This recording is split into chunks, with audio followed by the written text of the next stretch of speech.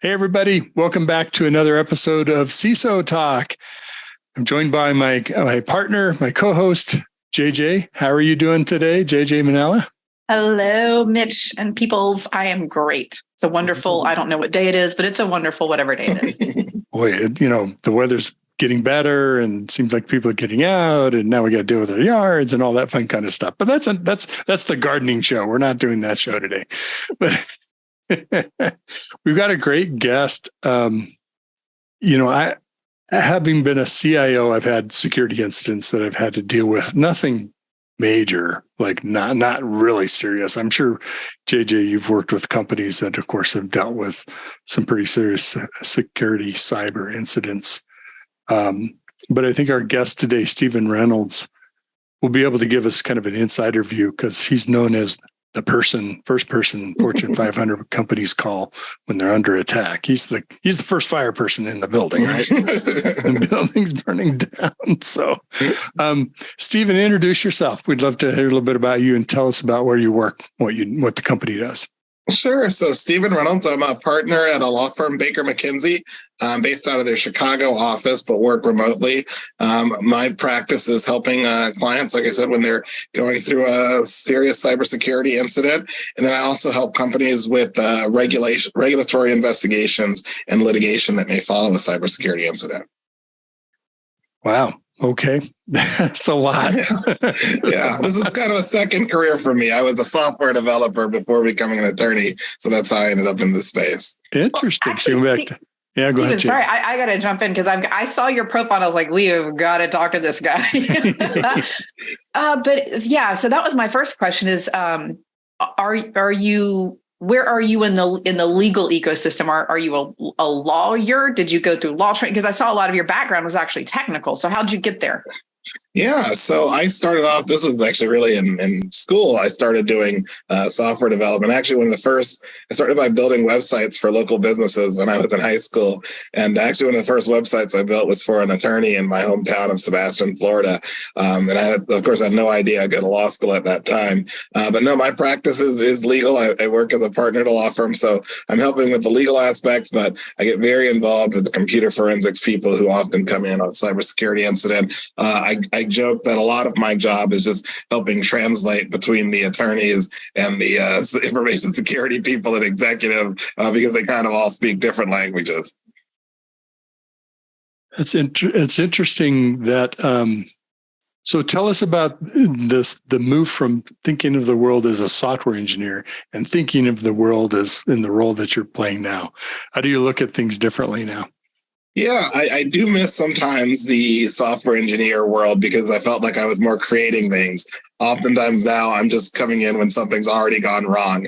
And my main goal is to give legal advice to clients. But a lot of what I'm doing is really just helping people solve problems or make a solution or help them come up with a solution to a problem or a tricky situation. So in a lot of respects, it's similar. You're coming in and, as a software developer, one of my first projects for building an online store and how do we integrate shipping and calculate how much to price for orders and do credit card processing and mapping that out? Now I'm coming into, something's already gone wrong. How do we work with the computer forensics folks?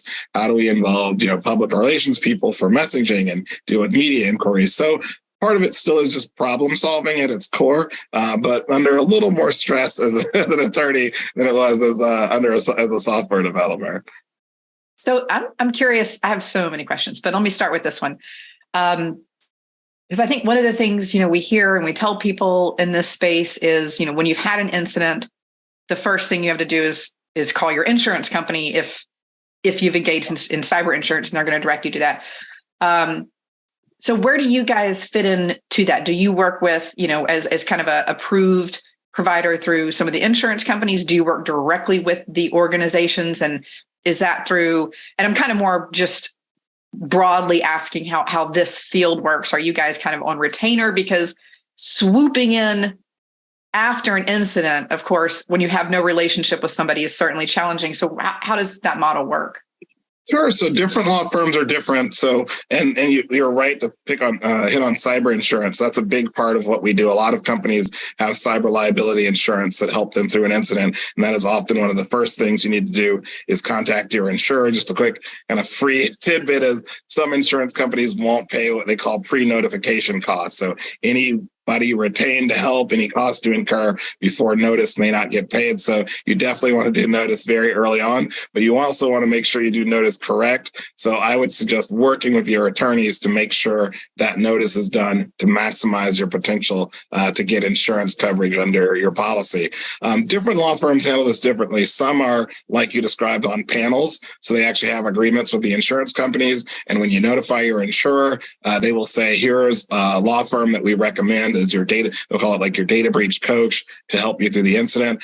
Other law firms may get pre-approved by the carrier. So, if you are a company purchasing cyber insurance, during the purchase or during your renewal phase, you can say, here's who we want to work with if we have a data security incident, and get them pre-approved by your insurer. For my firm in particular at Baker McKenzie, we often come in more in that role, or the client has cyber insurance and we're getting approval by the carrier during the incident, or the carrier gives our client the ability to hire whoever they want. But we're typically not on an insurance panel, but there are other law firms that do that.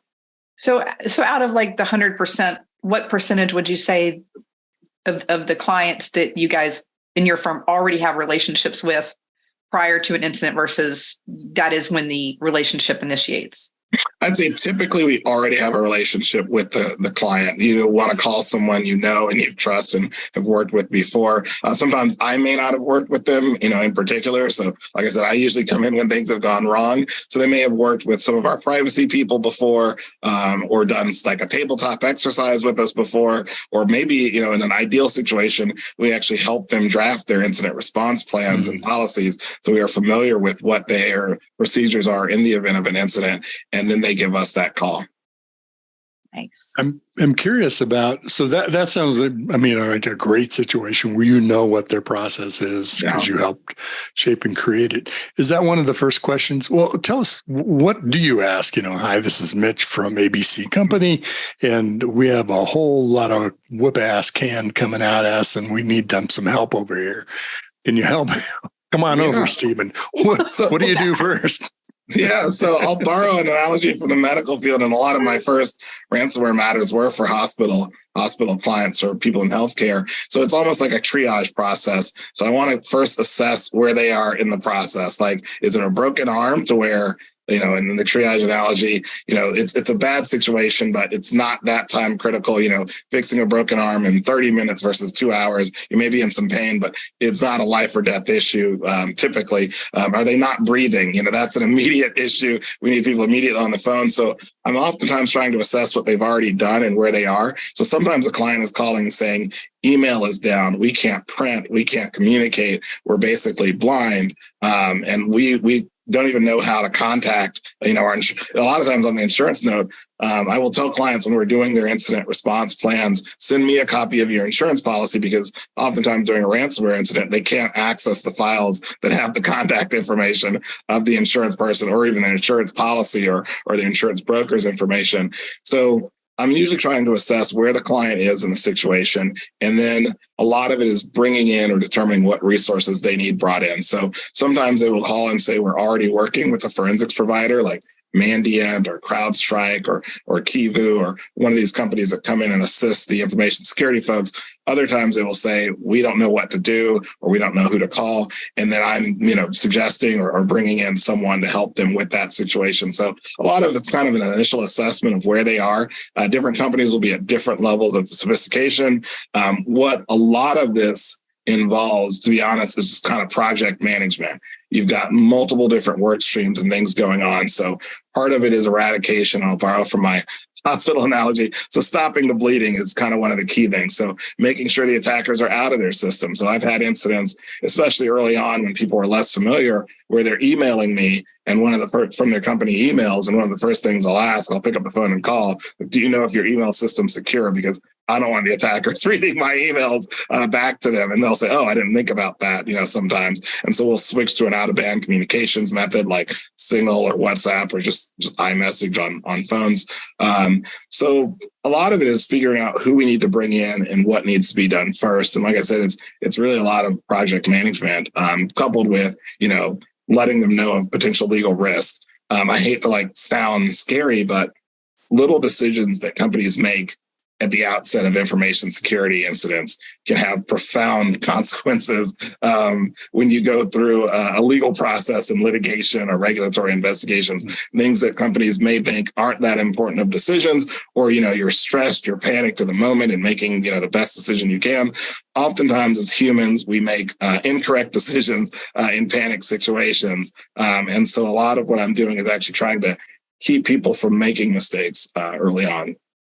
Well, that's one of the things I think, having an incident response plan. And I think I hear a lot of questions around this regularly, but I think a lot of organizations they know they need to do something, but they don't know what to do, when, or how, but trying to respond to an incident. I mean, there's a whole subset of products out there now for you kind of described, out of band communication, because you may not have access to email or any of the corporate resources, anything, right? Your corporate phone, your laptop, your email applications, et cetera. So there's entire subsets of products built on pre-planning for incident response with those out of band, getting your base, personal email, text messages, et cetera. And then you mentioned some of those snap decisions is, I know even clients I've worked with, because I don't work in incident response. So I don't do that service for them, but I find out after the fact what they've done is basically destroyed any opportunity for forensics evidence in their attempt to just stop what was happening because they didn't know ahead of time what they should or shouldn't be doing. So I'm curious about, do you have any war stories around some of that? Absolutely. So, this is general advice. I'm not the technical person coming into these, but generally, if you're going through a ransomware incident, don't unplug and turn off computers. You want the encryption. What ransomware does, it encrypts files on your computer and servers. You want it to either fully run or don't run, but you don't want to catch it in between, because then you just get corrupted files. So even if you pay the ransom, there's no way to decrypt those files. So you want to disconnect computers from the network manually, or however you can do that through hardware. But you don't want to generally unplug them, from power or turn them off, because that can actually make things worse. Or I've even seen, JJ, that what you described, people say, oh, let's just start wiping, computers or servers, and that destroys some of the forensics evidence we actually needed or could have used to restore files. So you're absolutely right. There's some key mistakes you can make from a technical perspective at the outset. Are there other non-technical decisions that companies make early on in that incident process that have profound consequences? Yeah, absolutely. I think on the non-technical, it's usually communications.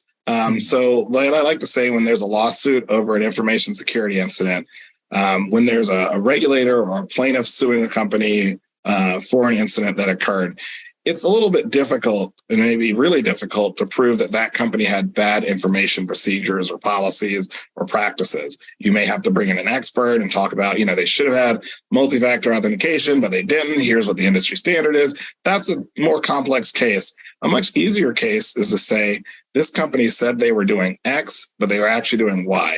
They made a misrepresentation, or they made fraud, or they stated something incorrectly. And I like to think a lot of our clients, like I said, during a data security incident, it's usually the worst possible time. They often happen on holidays and weekends. I just had one come in on Easter Sunday, just recently. So this always happens like that. So I don't think clients try to mislead or make representations. But I think what may happen is you're putting out information, or you're getting incomplete and possibly inaccurate information. And if you start repeating that information, it may look, a year later or 2 years later, when there's a lawsuit, like you said something that was untrue. So the kind of short answer makes to your question is, one of the big mistakes I see companies make is a rush to put out communications. You may have customers asking questions. Why are your systems down? You may have reporters asking questions. They're bloggers and people you may be familiar with that look for data breaches and look on the dark web websites that these ransomware groups use, and we'll see your company's name and we'll ask questions.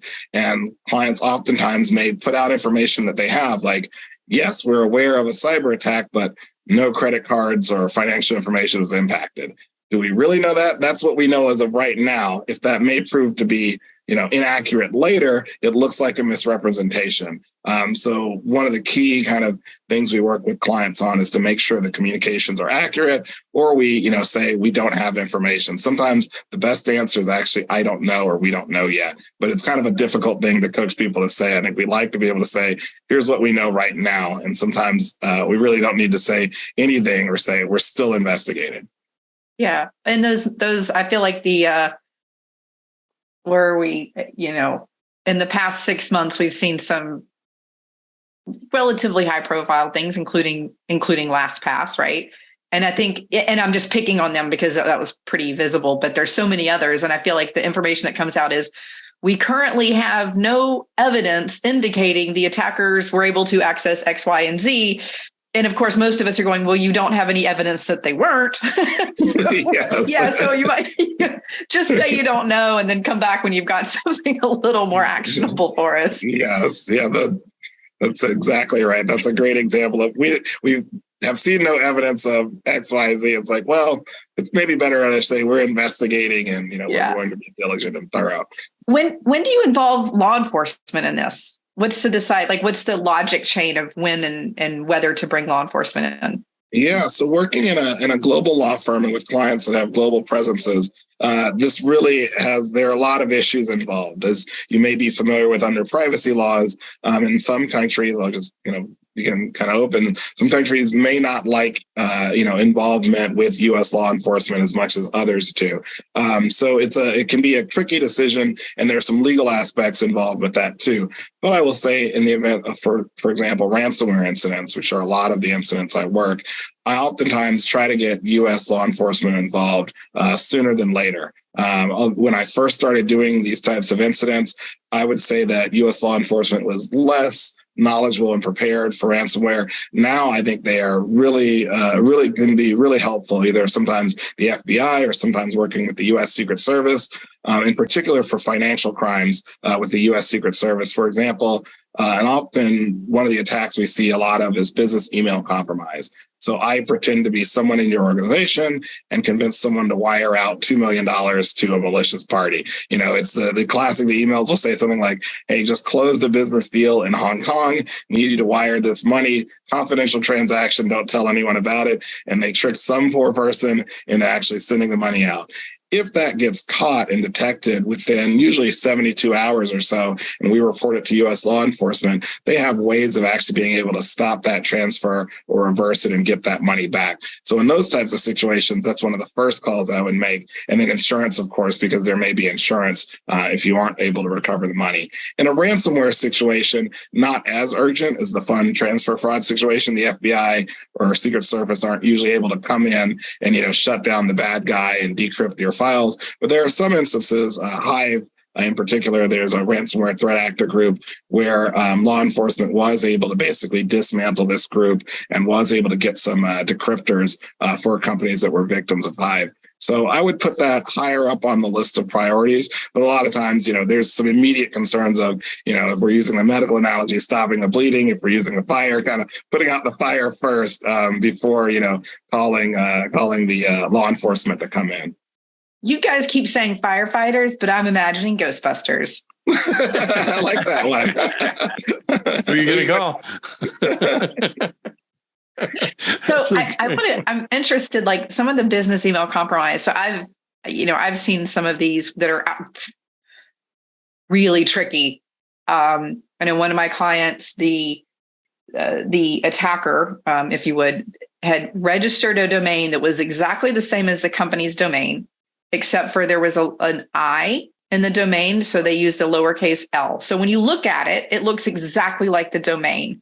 So they recreated most of the user and directory infrastructure from that.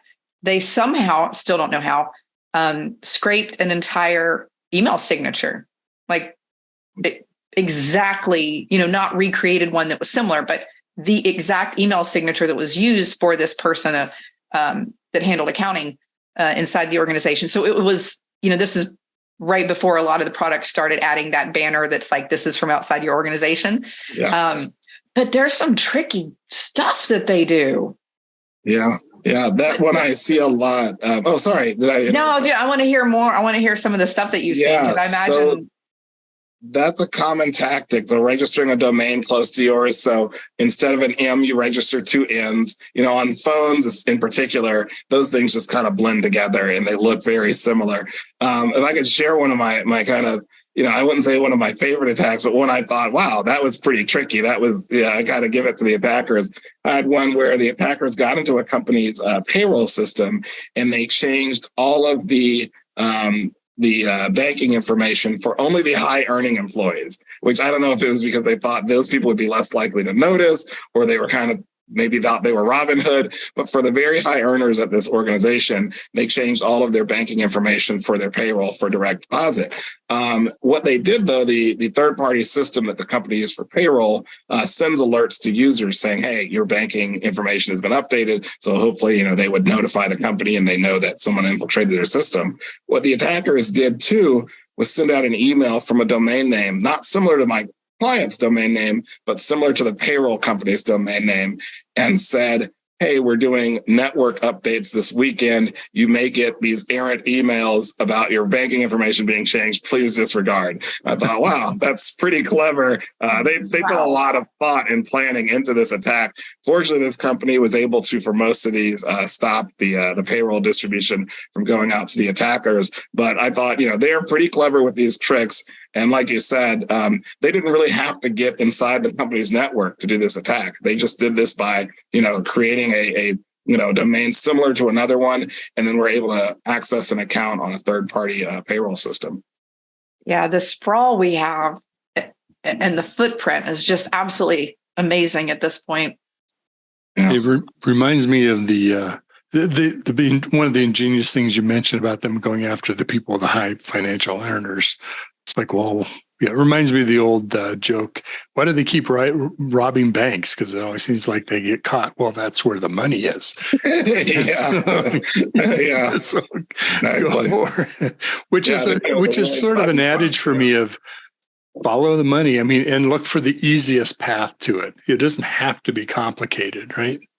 Yeah, for sure. That's why I think the fund transfer fraud stuff is so prevalent, because the old days, the model that the attackers used the old days, not too long ago, was to steal data and then sell it. Basically, they would steal, credit card number, credit card information, social security numbers to commit identity theft or driver's license numbers, and then sell that to people who then used it for identity theft and monetized it. The new model is really just trying to take money directly. Either through fund transfer fraud, like we described, or through ransomware, where you're extorting it, or some other extortion. So the attackers have kind of figured out, I think, well, 2 things. One, once you've stolen everyone's social security numbers, they're not worth anything anymore. And I think that's almost what has happened. They already took them. You can't really steal those twice. And so they're not worth as much anymore to steal. Mm-hmm. And then the second thing is it's more profitable and beneficial for them to just steal money directly or get money directly, rather than stealing something and then having to turn around and sell it. And even the threat of elevating the crime to a wire fraud or financial fraud, that's not a deterrent. You would think so, but unfortunately, I think what they use is foreign banks, where it's they're less likely to get caught. There's a whole kind of ecosystem of people involved. My understanding from law enforcement is some of the people involved may be unknowingly involved. Like they will sell someone, "Hey, you're doing this work from home, and we're going to wire you money, and then once you get this wire, we need you to do these steps." And so some of the people involved in these transactions may not even understand they're part of a criminal enterprise. But yeah, I think that's how they work. And then unfortunately, with the advent of cryptocurrency, I think that's also helped the attackers better hide resources. But some of them do get caught. And unfortunately, working with law enforcement is a way to increase the chances that they do get apprehended. Stephen, have you worked directly, like during a ransomware negotiation with? Sure. Okay. Let's talk about that. Yeah, those are interesting. I just Tell it. Tell us more. Typically, and we always advise clients not to do the negotiation themselves. There are third-party companies that can help you with these negotiations, not to plug any, but companies like Kivu, Coveware is one, Arete, where these people who are maybe sometimes former law enforcement, but they have experience in dealing with the different threat actor groups, and they help you through these negotiations. So, those are interesting. So what oftentimes happens is they will make a demand. It's really a business to them. So let me maybe back up.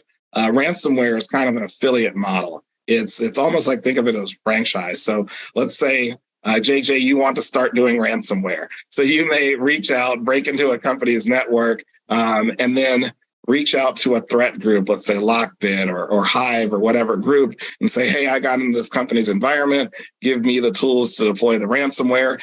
And then they will tell you, you'll get 80% of whatever ransom we collect, and the main group will collect 20%.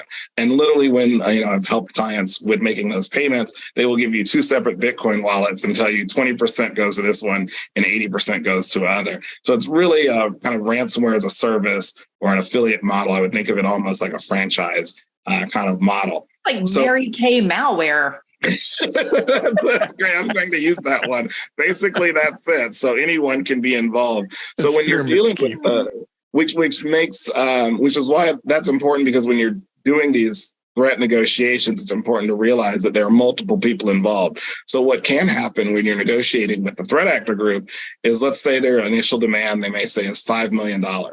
Usually you can talk them down on that demand depending on the threat actor group, but you may get like a side channel communication. These are organizations, and this is a business, but they're loosely affiliated, right? So you may get a side communication, like let's say you say, we're never going to pay you $5 million. The most we'll ever pay is $1 million. And your company stands to that and says, we're not going to budge a penny. We're never going to get to $5 million. Someone else may reach out to you and say, hey, I actually have access to the decryption key. I'll take the 1 million, instead. And so it gets very complicated. So you have a lot of things to decide of whether you're willing to trust this person or not. I would say not. But these negotiations can be complicated by the factors of kind of the relationships between the entities that are doing the attacks. The other thing I'll say on the negotiations with these groups is some are very professional. Some will like apologize. I've had one say, hey, we're sorry, this is our business. Some think of themselves as like, they're very noble. They'll say like, one called themselves post-paid penetration testers. And they'll say like, we'll even give you a report of how we got into your environment after you pay us, and we'll offer you some security tips. Yeah, like they're doing the world a service. So they're all very different, but the negotiations can get very interesting with these groups. Yeah, for any aspiring ethical hackers and pen testers out there, this is not the model to follow. Do not do testing or infiltration of somebody's network or encryption of their data without their written approval. Might only work once. Yeah. So I'm curious. I've heard a lot of, and so I think, first of all, Stephen, this model of almost kind of the multi-level marketing malware scheme here, that's, for as much as I try to learn and listen and stay up to speed with what's going on, that's actually a new model for me to understand. So that's really interesting. And the other thing I hear that's very conflicting is how often and the likelihood of actually getting the decryption keys. So I hear from one side, you hear, oh, it's usually 80% because this is their business. And if they get the reputation of they're not providing the keys, then that word's going to get around and people will stop paying the ransom, because why would they? And then, the other side of that coin is no, the actual percentage of remediation with the decryption keys and getting the decryption keys that will work is closer to 20% because these are criminals. And then somewhere in the middle, we hear stuff like you'll probably get the key, but it's not straightforward to use the decryption keys. So let's tell us about all that. Yeah, so kind of a combination of all of those things. So I will say, just personally, I've done a lot of these incidents. Every time I've had a client pay a ransom, we've always gotten the keys. They may not always work on 100%. There may be technical issues and errors like corrupted files, but this is a business to the people who do these attacks. So absolutely, most of the time, you get the keys. The groups I described that help you with the negotiation, they will give you actual statistics by threat actor and say, here's the percentage that got keys, here's the percentage where they worked. The FBI can give you that type of information as well for the different threat groups. But generally speaking, I'd say if you pay, it's a business, you do get the keys. In terms of, you raise a good point, and it's not as simple as you get one key and it unlocks. You will get a file back from them. You then need to check that file and make sure there's not additional malware on that file. So you don't want to just take the file from the attackers and run that on your system. So it all takes a lot of time, and it may not work. You may get several different keys. They may give you thousands of different keys, and you may have to work with a company to actually use those keys to restore files. So it's not as straightforward as here's the key, you get your stuff back. It usually takes quite a bit of work and some time, even once you pay and get the keys. I do want to tell a kind of a quick anecdote on them giving you the keys.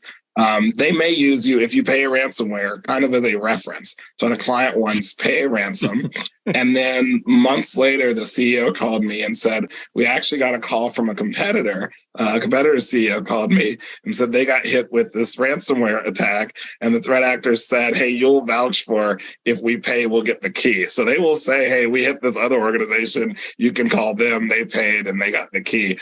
So I've had that happen before as well. So I have to ask, do the threat groups, do they provide support? Hey, we're having trouble with the keys you sent. Can you help us? Do they provide support? They will provide support in the sense typically on we'll help you obtain Bitcoin instead of a Bitcoin wallet. They actually have call centers that do this, which is kind of, crazy, but they do have support for these things.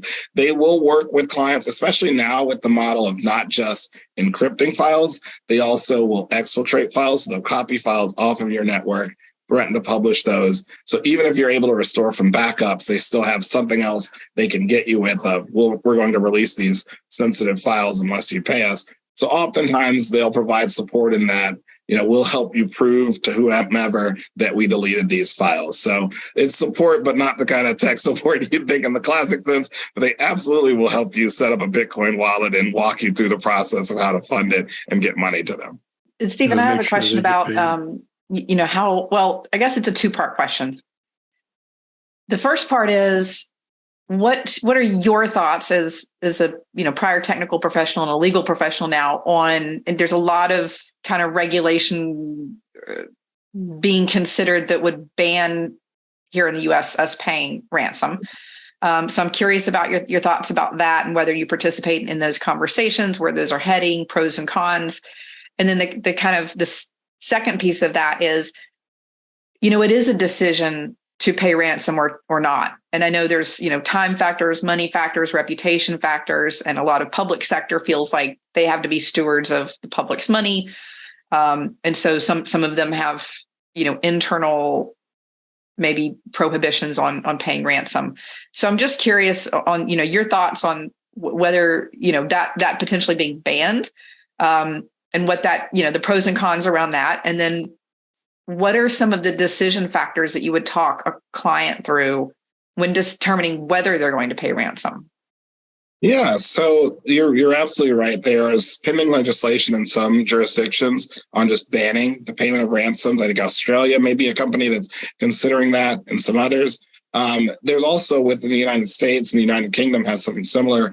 There's a guidance from OFAC, the Office of Foreign, I'm going to forget what it stands for. They're under the Department of Treasury, and I'm forgetting Foreign Asset Control, I think is what it is. But they're under the U.S. Treasury Department, and they've issued some guidances on warning companies that, there are people that are what they call SDNs, or special designated persons, where you're not allowed to pay these people like terrorists who are on a list.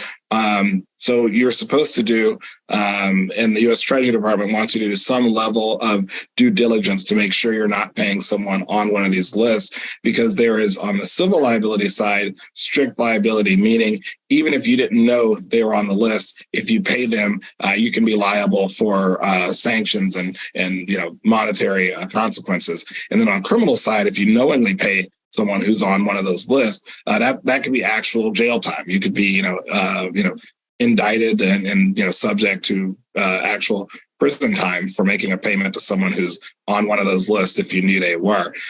So because of that, that's actually a huge consideration in paying one of these threat actors is the possibility of sanctions or whether the payment is actually illegal in the jurisdiction you're in. So I am involved in a lot of discussions on that. I think in terms of factors, when companies are evaluating whether to make a ransomware payment or not, it has a lot to do with can they keep their business up and running and the severity and how quickly. So if I'm working with a cancer center or a hospital and patient lives are at stake and we're unable to restore from backups quickly, that may weigh more in favor of paying a ransom than a company that may be, let's say, a manufacturer. And this has slowed us down on, making a product or delivering things, but we'll eventually be able to rebuild our network and get back. So maybe they're less likely to pay. The other category I would see where, there's a lot of pressure on companies to pay is if you're holding a third party's data. So if you are, a service provider and you have data on hundreds of different clients that may be sensitive data and you've had a ransomware attack and there's the threat of exfiltration, you may be more likely to say, hey, we're going to get judged by our customers if we don't pay. You may have customers calling and saying, hey, you pay this ransom.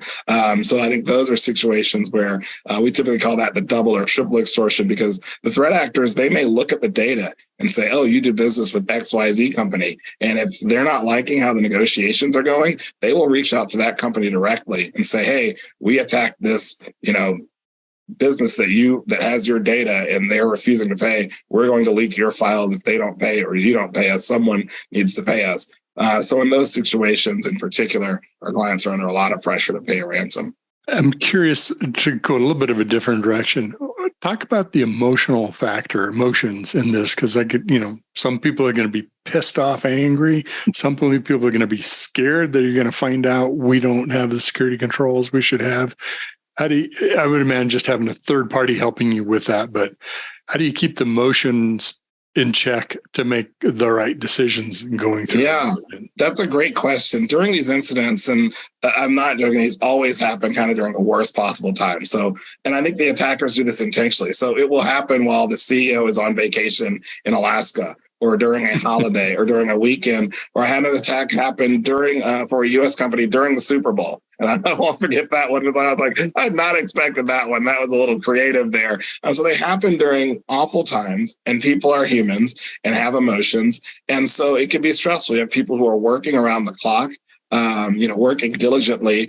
And then also they may feel some sense of, am I going to get fired or am I going to get held responsible for this? So I like to tell people who work with me, keep that in mind when you're interfacing with the company's information security people, is they may be worried about their own jobs, whether payroll is actually working, like whether they will get paid. That's a question that employees often ask. And they're just under a lot of stress and worried, am I going to get blamed? So oftentimes I'll tell people, my job, there are other lawyers who are employment lawyers who may come in and assess whether people should get fired and who's in trouble internally for this. That's not my role. We're just getting through this incident, and then we'll figure out later. We're not looking to assess blame during the incident. We're looking just to get through it, and there'll be plenty of time later for people to evaluate what is done. But the human aspect of this is very real. The attackers know and understand that human aspect. That's why firewalls don't care if it's Easter or not. They're making these attacks based on when they think people are most vulnerable, and so it's a big part of this. This makes us how to deal with the human aspect. And, I've literally had, incidents where an employee's like, I'm going to quit. Like I've had people tell me that on the phone. I'm like, not quite yet, or something like this, or start blaming someone else or say, hey, I've been warning of this. So a lot of times, often, communications become very important in these and what people say. So I like to say, let's just stick to facts and stick to getting through the incident. It's not the time yet to figure out, who's responsible or what should have been done different. We'll have plenty of time to assess that later, but it's a big factor of this is just, dealing with humans. I remember sitting at RSA several years ago at this point. And I don't know if I can't remember if it was in the morning and we were having coffee or it was night and we were drinking whiskey, but I was sitting around with several friends who happened to work at CISOs and in the security organizations at various large banks and financial organizations. And I remember we're just sitting there chatting away, and then the phones start going off, and one person, and then the next person, they all start looking at each other. And there was one that was one of the major attacks across several of our financial organizations that they planned during RSA when they knew all the security professionals were going to be. Yeah. And so they found a private room. I excused myself, and it was not a fun week for the rest of them, but they all managed to handle it. But I'm going to tell you guys this, Stephen and Mitch, on that kind of emotional response, being an outside party. I was at a healthcare client probably a couple months ago at this point, walking through doing something with my contact there. And I suddenly see all of this nursing staff running around with papers, like they're carrying paper charts everywhere. There's no tablets, the computers are off, et cetera. And I turn around and I look at my client, and I said, well, what's happening here? What's going, because this is one of the secured network infrastructures we've done where everything's connected, and I know it's connected and it works. And they were doing an incident response exercise. And I tell you what, it doesn't matter who you are. If you've ever been in a hospital or you've had a family member in a hospital, the crushing fear of suddenly not having access to everything in the healthcare system, the patient records, the connected IV, all of these things that are so hyper connected now, and everything that's so digital, that is, I still get chills because when you're standing in there watching it happening around you, and again, it was an exercise, it wasn't real. That's some scary shit. That did not make me feel good. For sure. Yeah, it's a scary situation. And then, like you mentioned, part of this, I was just on a call where the client, actually, one of their leaders, was doing a good job he was asking questions like, hey, did you guys sleep last night? Like, this person seems like they've been working. I've been getting emails or messages from them 24/7. Let's give this person a break and have someone else take over. And that's an important part of the management as well, because, we will make more errors, thinking of hospitals. If people are not sleeping, if people are not eating, and people are, under too much pressure, they will make other mistakes. And so part of managing it is that aspect as well. Yeah. I always joke that we have to keep everybody fed and watered. You do. Projects. So I feel like this, I'll do this as the last question, JJ. We're just about out of time. I feel like we could do a whole nother show on this. Yeah. Is ransomware just a fact of life, or are there things on the horizon that is going to help combat ransomware? So that's a great question. If I had looking kind of the crystal ball, I would hope that eventually we are able to better mitigate against this. I think there have been examples. I'll borrow from fire. Like, if you would think of, years and decades and maybe centuries ago, it was a common, not so uncommon for entire cities to burn down because of fires. Like, someone, think about how many cities have had to be rebuilt because of big fires. Yeah. Chicago and I think Boston had lots of cities around the world. It was kind of a common phenomenon. Now, when you build a building, one of the primary aspects is their fire control suppression systems in everything. It's in everything you do, how buildings are laid out. There's inspectors, there's all sorts of things. We don't typically have now entire cities burned down because of a fire. And so I look at ransomware a lot like this, because it's similar to fire in that you could be doing great yourself. Your building could be fantastic, but if your neighbor is not and they catch on fire, it's going to affect you too. And that's really how ransomware is. Our companies are so interconnected that I don't have to attack a particular organization. I can attack someone that they do business with, or someone that entity does business with, to get to them. So what it really will take is just kind of improvement across the board. Everyone's information security improving, and some better practices. I think we could really reduce the amount of ransomware and the severity of it. But I think it's possible. I'm not suggesting we go to a model where you have to have an inspector every time we release a piece of software or deploy a server. But I think if we all raise our information security system, I think we could make it to where ransomware is less of a threat. And it comes back to our firefighting analogy, doesn't it? Everyone's got a role in this. You do. JJ, parting thought, anything you want to wrap us up with? Oh, this has just been such a fun conversation, Stephen. I hope we see you again. I think there's a lot of takeaways for professionals and organizations that are, really, this is something that applies to every size organization and every technical professional and business owner, even, all the way down to small businesses that don't have CISOs. So this is really interesting. And I think we have a lot of actionable takeaways from this. Great. Well, thank you so much for having me. I'd love to chat with you all again. Well, I'm sure things are going well for you at Baker McKenzie, but you also have now a parallel career appearing on TechStrong panels. So we'll be coming. Awesome. It's been a great conversation. We really appreciate your time today, Stephen. Stephen Reynolds, who is a partner with Baker McKenzie, intellectual property and technology practice. Again, we'd love to have you back. Thanks for joining us, Stephen. All right. Thank you all.